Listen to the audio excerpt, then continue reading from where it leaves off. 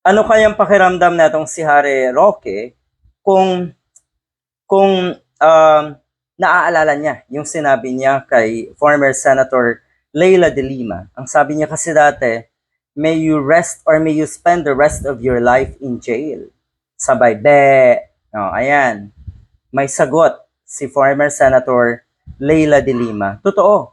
Totoo itong sinasabi niya na pinatawad na niya yung mga yan. Yung marami sa kanila na nagpahamak kay former Senator de Lima. Pinatawad niya na kasama si Harry Roque sa kanyang mga pinatawad. At sa tingin ko ay masakit din yon na nakikita niya sa si former Senator de Lima na maayos, newly elected congresswoman at ML party representative, masaklap yan.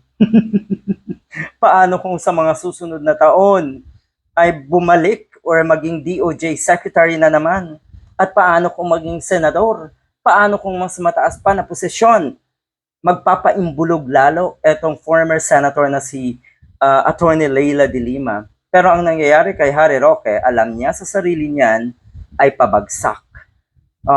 Ang hindi daw niya napapatawad ay yung isa na nasa dahig at nakakulong pa ngayon. At siguro alam natin kung sino yon. Hindi niya napapatawad, hindi pa rin napapatawad ni Attorney Leila de Lima si Digong.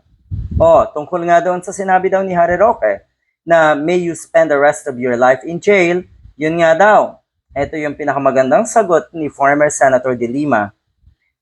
Karma is indeed a bitch. 'Di ba?